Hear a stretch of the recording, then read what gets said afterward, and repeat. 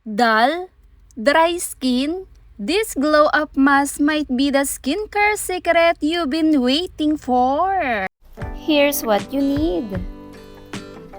Aloe vera helps soothe and hydrate the skin while leaving it feel refreshed. Milk helps soften the skin and improve the appearance of dullness. Almond oil provide nourish, moisture, and help keep the skin smooth and supple. Mix 1 tablespoon of aloe vera.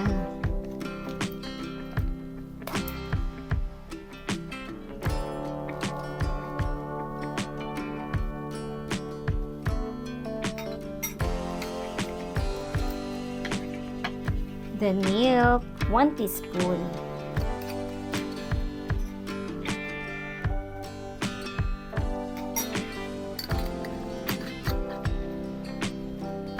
And 1 teaspoon of almond oil.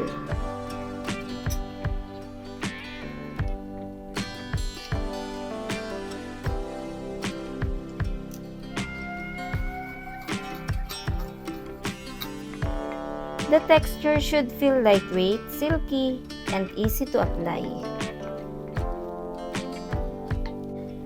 This DIY glow must help deeply hydrate dry skin, soothe the feeling of irritation, improve the look of dull skin, leave skin feeling soft and smooth, enhance your natural healthy looking glow.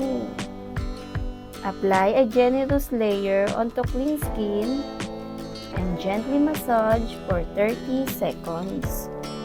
This soothing blend helps replenish moisture while leaving your skin a fresh, healthy looking appearance.